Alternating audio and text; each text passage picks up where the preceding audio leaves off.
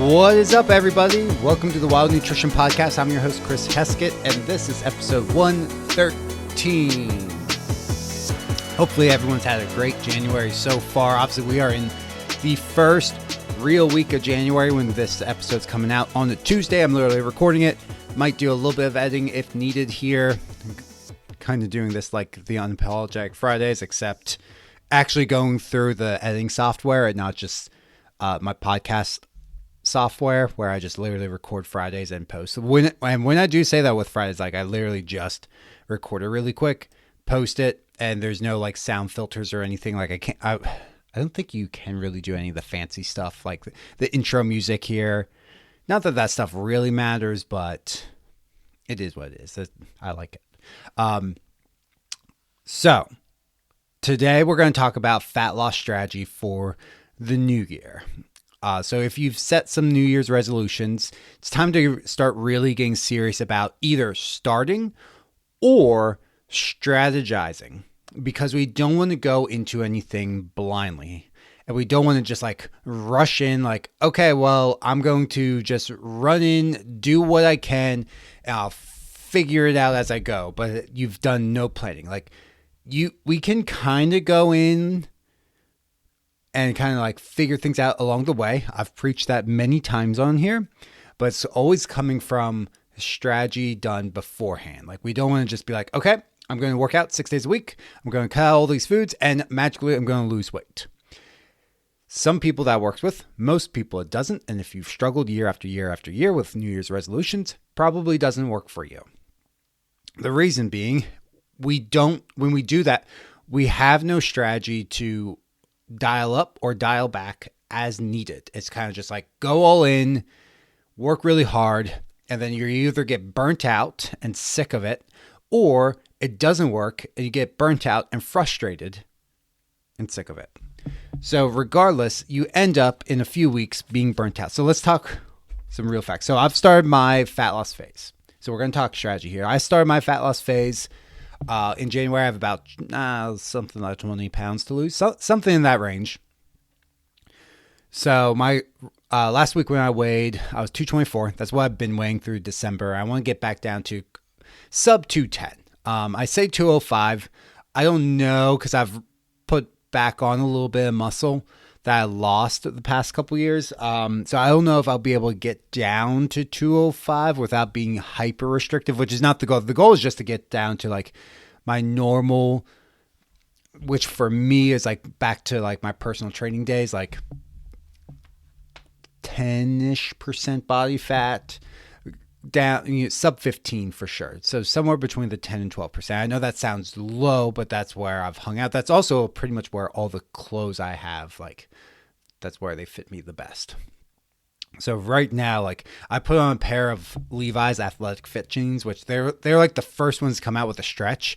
There's no stretch. Like I'm like, I don't feel like paying a bunch of money to replace all the jeans. I only have one pair of jeans that comfortably fit. Like I can fit in them, but it's not comfortable. And when I'm dieted down and my body fat's where I like it to be, I also have to wear a belt. Right now, I do not need a belt. So a lot of my clothes are just very, very uncomfortable. I don't like them. I also don't like the way my joints feel walking around with an extra 15, 20 pounds on me. I talked about this with Alex's podcast, which actually comes out tomorrow from this release date. So if you're listening to this on Tuesday, then that comes out tomorrow. Surprise, surprise. But my joint, all the injuries I've accumulated. So I have a injury from throwing kicks, doing kickboxing, Muay Thai on my left knee. I have injuries from deadlifting on my right hip and my lower back. So all those just feel a lot better when I'm a little bit lighter. On top of, you have to remember if I'm doing backpacking or anything like that, I'm also adding weight. Like when we start hiking a little bit more, now that my youngest is 6 months, once the weather gets a little bit nicer, it's going to be easier to take the girls out for hikes and stuff. Once we're back to doing that on a consistent basis, you're adding that on top of my joints. So if I have my oldest daughter, throw 30 pounds on the backpack, not including backpack weight. So you're talking, say, 33 pounds on top of the 224. So now you're I'm hiking around with like 250 pounds. Anyway, all to say, all that adds up on my joints. I feel better at a lower weight. While a lot of people look at me and be like, bro, you don't need to lose weight. Like, I feel better at a lower weight. All my clothes fit better. I like being down that level. And it's just also a good reset of reminding me what you guys and clients have to go through with tracking and everything. I come up with ideas and different things with tracking. So coming to that point, week one, last week, I kind of kicked things off. I didn't track though. Kind of pulled up the apps, kind of started a little bit, but I didn't track. All we did was kind of clean up things, got rid of the leftovers. So you don't need to like, okay, I'm starting fat loss phase, and that starts on Monday and it's a hard reset. Like I took like 9 days. Was it 7 or not? I don't know. But you can take 7 to 10 days to kind of like roll into it. Like, okay, you know what? We're going to use up these things instead of like shove that in the freezer, or that's for the kids and we're just going to keep it, or store that way, or throw it out. Like, no, we're just going to eat it. We're just going to eat smaller portions. We're not going to cut it out. We're just going to eat less and less. And then you roll right into the next week, this week, where now I'm tracking. So last week it was a little bit more portion control, kind of getting in the groove of things. And then this week is, okay, now I'm tracking. And even this week, I'm not trying to be like absolutely perfect. It's still figuring things out. I was like, my breakfasts have changed a little bit. What's that? What our lunch is going to be? Because, we had a birthday party to go to over the weekend. So we didn't have time to meal prep. So what did we do Saturday? Oh, I know what I did Saturday. So things just did not go according to plan. So I was supposed to grind up the 75 pounds of venison I have. And my wife got me 3 years ago. We know because the warranty's 3 years. So slightly over 3 years now. She got me this really nice meat grinder. And as it would be, it decided to kind of break on us. So I had that didn't work Saturday night. That was when I was doing it. So I got like 15 pounds grounded. That was going to be dinner. So fortunately we got some of the grind and it didn't break. What ended up happening is after I was able to take it all apart, which ended up being a mess. I had to like find out a screw got stuck like so tight. It was just stripping. So I had to go and buy a screw extractor. By the way, I didn't know that was a thing. I'm not surprised it's a thing, but if you ever have a stripped screw, they make these extractors that the threads are the opposite of a screw. So it starts threading after you like drill into the screw a little bit, and then all of a sudden it gets stuck, and then it just unscrews the screw because the threads are the opposite. So it tightens going left. So, righty tighty, lefty loosey. Well, that's the opposite for that. So it screws in till it gets tight, and then it pulls the screw. I'm like, why didn't I not know about this sooner? So I was able to do that, and I was able to work on my father-in-law gave my wife and I his old muzzleloader, which was completely rusted out. So there's this one bolt that I've been trying to get out for years. Magically, now I got it out in less than 5 minutes. So, had that on Saturday. Then we had a birthday party. So we didn't get a meal prep. So lunches are a little bit up in the air. My wife is still breastfeeding, so she's still like higher calorie diet. So balancing the two of us she can kind of eat a little bit more freely of what she wants, where I'm going to be a little bit more restricted. And obviously my daughter's going to eat what my daughter wants. So we're just playing around with that. So that's why this week is not about perfection. It's not about being so hyper fixated and focused on the diet. It's about where am I at? What are my goals? So my calorie deficit's 2,300. So if you look at my daily calorie burn is about 2,900 calories per day. So I set a deficit at 23, I think it's 2310 exactly on Chronometer. So 200 protein, 220 carb, 70 grams of fat is what I set my macros as. And then I adjusted a few other things for it. So that's where I'm trying to hang out in that range. So yesterday I did pretty good. I went just over calories. Sorry. I went just over calories. and I'm just was a little under on fat, a little over on protein. I think carbs a little bit. I don't quite remember. And so today I'm going to try and do a reel. I don't usually do like cooking reels, and many of you probably know that I love to cook, but I don't do a ton of content because our kitchen's not really set up to do good content. And it's really fucking messy to do cooking content, especially in our kitchen. Or it's just we have to rearrange. So like during COVID, when my boss wanted me to do a bunch of like, oh, you're the nutrition guy, make healthy recipes. Like my wife hated it because I would go in and the whole kitchen had to kind of be rearranged to make good shots. So the way I'm going to do it is more like, here's realistic, like not a celebrity chef kitchen, not a professional kitchen. This is just a nice kitchen in our home because we purposely picked this home because of the kitchen mostly. So yeah. So we'll see how it turns out. I don't know if I'm going to post it, but my wife comes home. So I've started my diet and she's like, I want really good comfort food. I'm like, oh God. She's like, I want biscuits, mashed potatoes, which are carb and fat combos.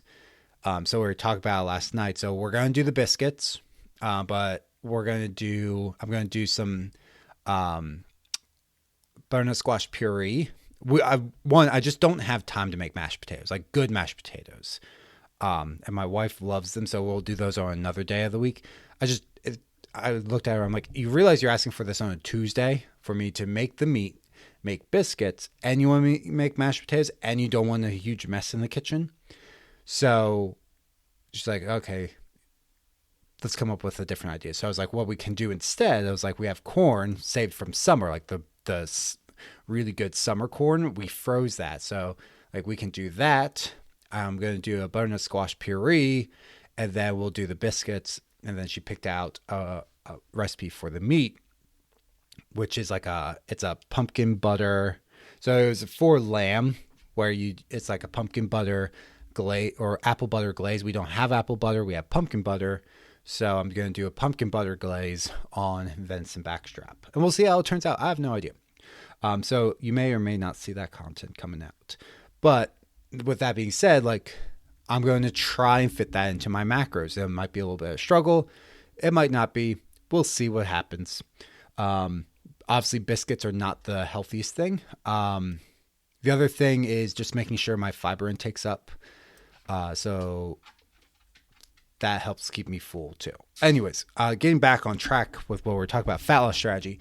So that's why kind of rolling into like first week was just kind of like rolling into things. This week is about kind of seeing where things are at, adjusting meals, hunger. Like I tend to get hungrier middle of the day. Maybe it's because I'm not like as active as I used to be as when like I was coaching and heart rate would be up, adrenaline would be up, coaching classes, you wouldn't notice hunger or you didn't have the option to eat. There's that thing where like, okay, like home is 30 minutes away.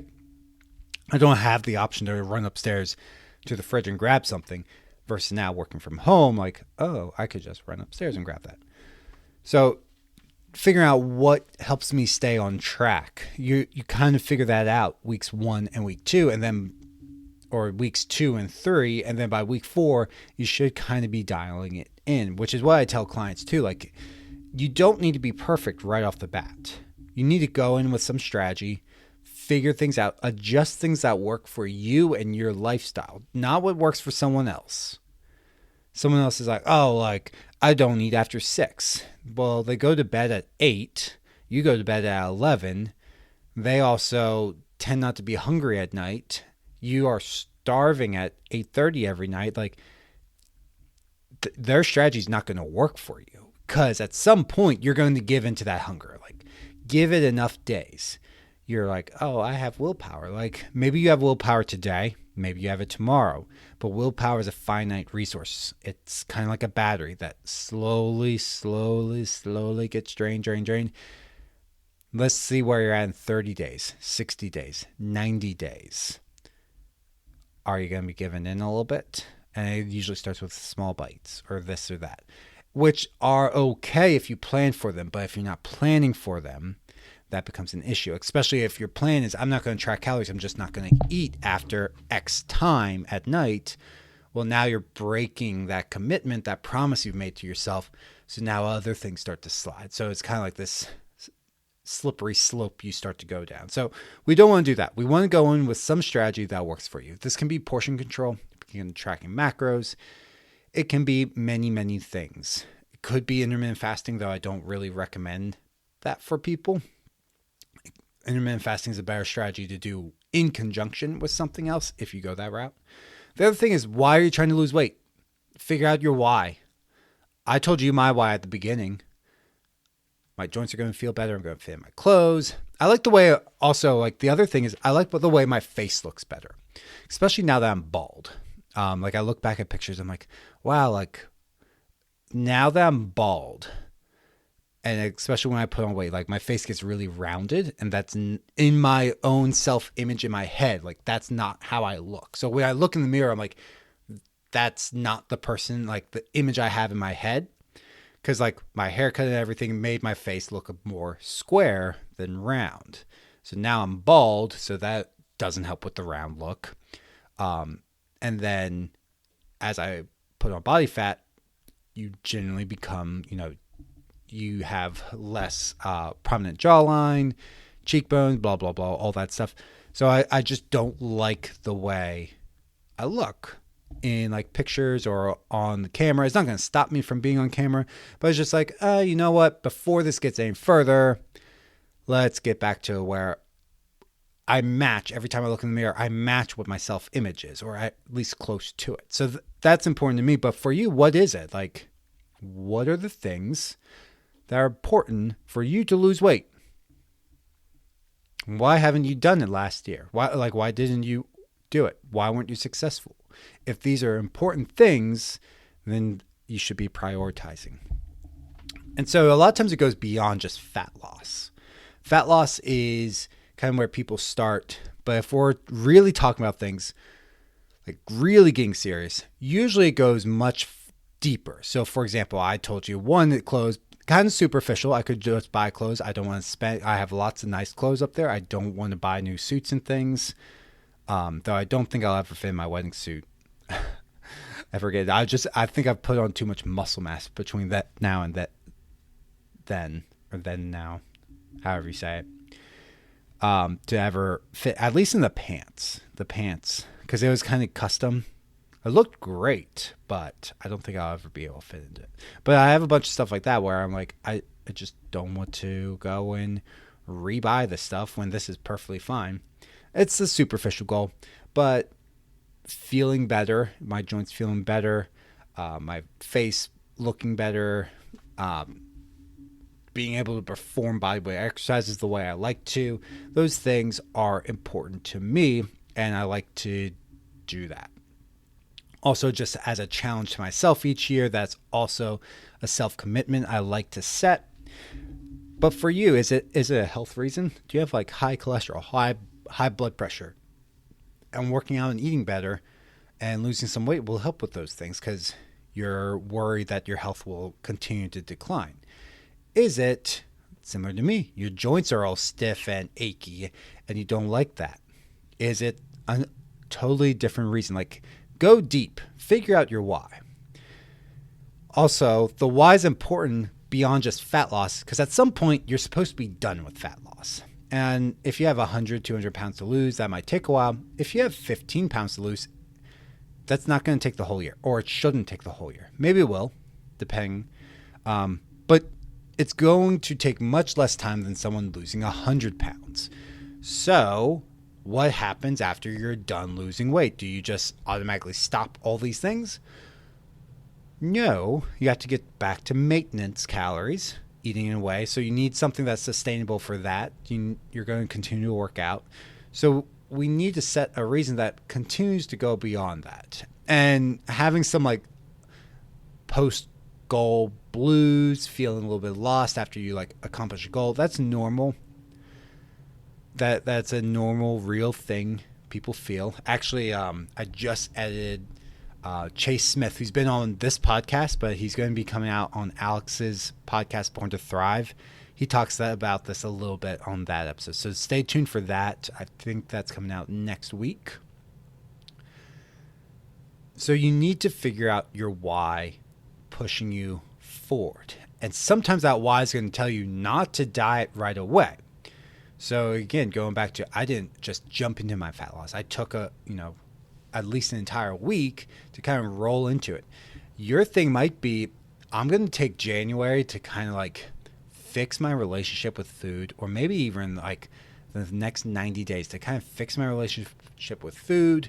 I want to learn more about what are good protein sources, carb sources, fat sources. I'm just going to focus on working out, eating well.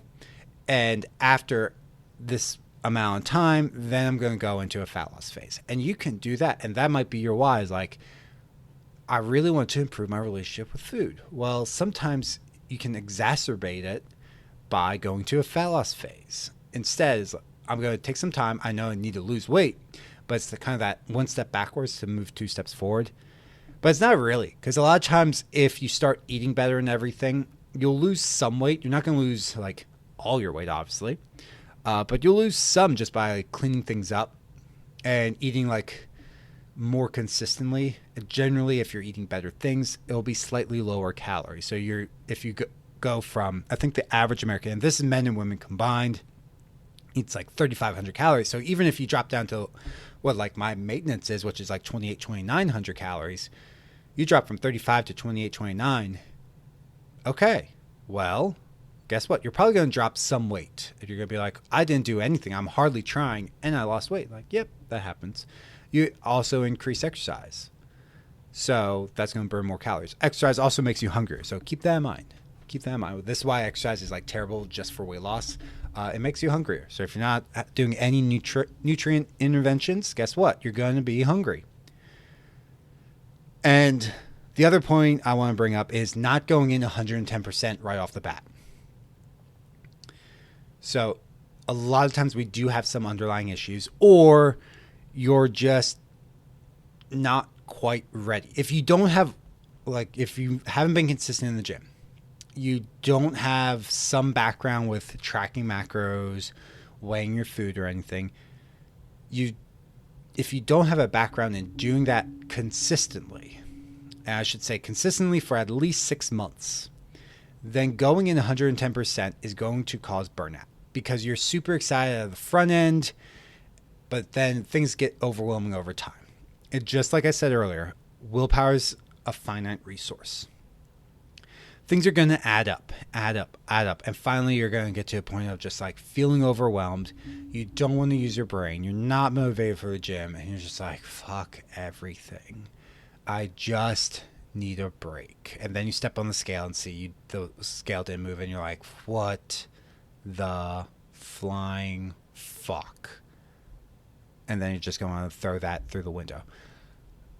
I say this because you've probably experienced this. And instead of going in 110%, do what I did. Go in at 50%. Because it's easier to dial up than to dial back. Because that's the way our brains work. We always want to do more. Everyone asks, what more can I do? Can I add extra workouts? Can I cut out more food? Can I do a different technique? Can I take more supplements? We always ask what's more instead of what's the least I can do to get results. And that's where you want to start. Start with it almost being so easy that you're putting no effort, and then, okay, I'm ready to dial it up. Okay, I'm ready to dial it up. The person who does it that way, see where they're at in 9 months. This is you. See where you're at in September in 9 months. You're like, hey, like, I'm a workout person now. I never thought I'd be a gym person, but I'm a gym person. Congratulations. I eat better. I don't have this really bad relationship with food. I don't view I don't view food through a black and white lens of good and bad. Just view it as like, this might help my health. This might have a slight negative impact, but in the grand scheme of things, it's not that big of a deal because I eat healthy most of the time. When you go in with that attitude, you're going to be more successful, because The New Year's resolution you set this year should not be the one you set next year. It shouldn't be. The one you set this year should, if you have like a goal of like losing 30 pounds, you want to do it right, that should be the last time you ever set that goal. You shouldn't go and be like, hey, like next year I'm going to set the same one, but now it's going to be 35 pounds or 33 pounds. We want to set a goal, and we want to do it in a way that actually gets results and keeps results, so that next year maybe it's like, hey, like I want to do a half marathon. I want to compete in this amateur strongman competition. I want to do a backpacking trip. I never thought I'd say that in my life, but here I am. That's a scary thought. So when you do things slowly and you dial it up over time, you're going to surpass that person who went in 110%, burns out, and then they like ghost everyone. Like you see this online. A lot of times people will be posting their journey, and you see every day Facebook post, Instagram post, story, blah, blah, blah, blah, blah. And it's every single day, and then one day it just stops. And then, or it might be like, okay, it was like, went from like every day to like twice in a week. There's one post, and then it was gone. And then you don't see anything. And then you hear like, oh, like I'm restarting, like I gained weight back, blah, blah, blah, big long thing. And unfortunately, it's very common to see that. And then they redo it. They're all motivated. It's the same bullshit over and over again.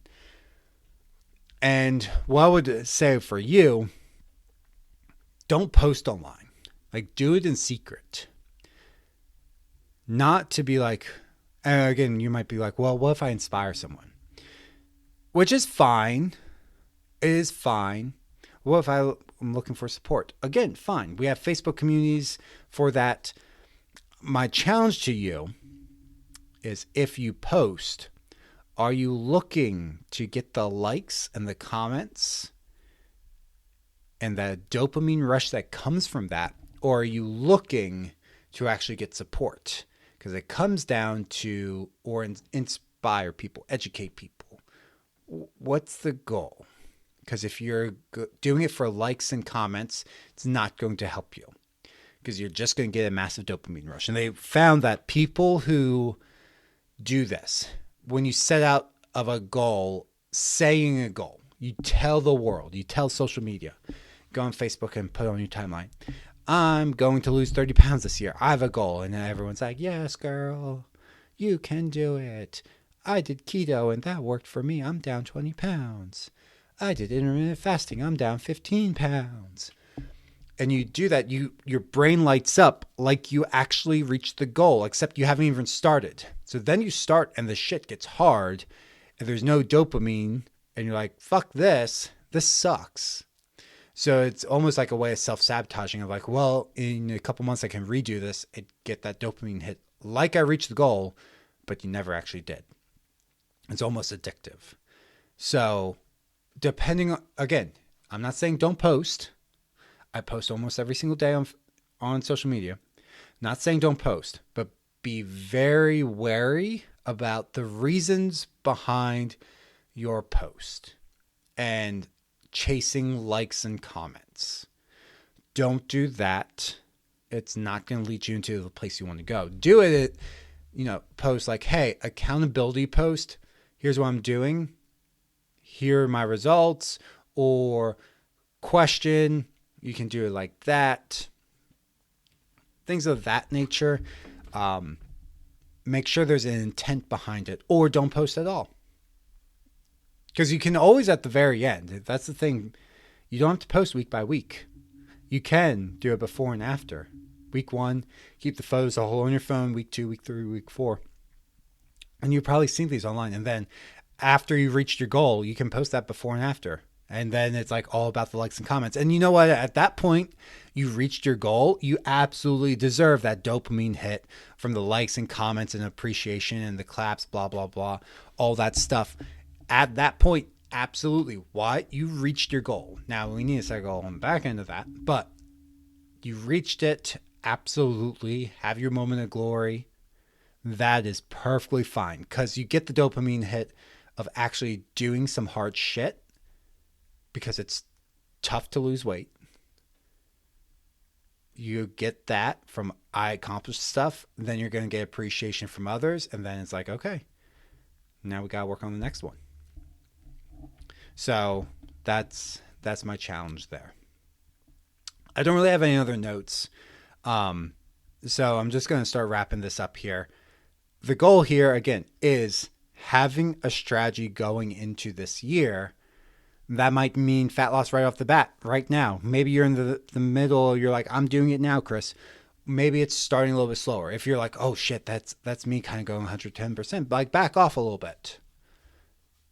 Take your foot off the pedal just a little bit. I'm not saying come to a stop, but really analyze, like, can you keep this up for the next 6, 8, 10, 12 weeks? Because again, realistic goal, pound a week. That's where we should kind of set a realistic goal at. Some people will be faster, some will be slower. But when we're creating a realistic timeline, that's where we're at. So you have 30 pounds to lose. How many weeks? Cool. That's 30 weeks. So in the next 12 weeks, do you see yourself still grinding this out? Or are you looking ahead at your schedule and they're like, fuck, March is our busy season.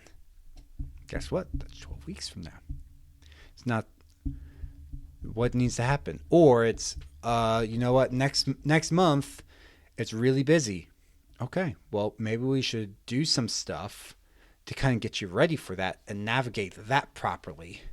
And when you kind of do it, you know, having a long-term plan and then setting those shorter term, like week by week, day by day, here's what we need to do this week. Here's what we need to do the next week. We just try to be 1% better each day. You're going to get much further along with your fat loss goals, with your health goals. It's not just fat loss, health goals. Because that fat loss goal is just one part of it. Because at some point, you're supposed to be done with your fat loss goal, and now we're moving to other goals. Like at some point, you're either taking a break, or you reached your goal weight, and we're done with that. So now we're working on other goals. And that can be strength, endurance, fitness, just maintaining. It can be other things, but at some point that's done. So your fat loss goals and goal setting need to also include, like, what happens when you're done? And if you don't plan for that, do you really believe that you're going to be done? And if you don't believe you're going to reach it, that's a problem, because you're already kind of self-sabotaging of like, you know what, I set this goal every year. I have a goal of losing 20 pounds, but I never do it. Like, so why are you going in doing, like, you're already self-sabotaging? Let's maybe address that a little bit and figure out like why you're not doing that. But that's not today's podcast. Today's podcast was about fat loss strategy. So hopefully this has made sense. I think I went off on a few tangents here. I just finished, like I said, Chase's podcast. It's a very long podcast, so I just finished editing that for Alex. So my thoughts are a little all over the place. I wanted to make sure I got this out today. So as always, appreciate you guys. Give the show a like really quick. Leave a review if possible. And also, make sure if you're not following me on social media, you can find me at Chris_PWC. I have yet to change that. I don't know if I'll change it. I probably will change it at some point. I just don't know when or what to. So if you have a better idea, I might just change it to Chris Heskett. Or Chris_Heskett. I don't know yet. But make sure to give me a follow there. If you are not following me on social media, I do post at least 3 times a week. Usually more. Well, in bad weeks, it'll be just 3 times a week. But I'm posting good info over there as well as here on the podcast. So, as always,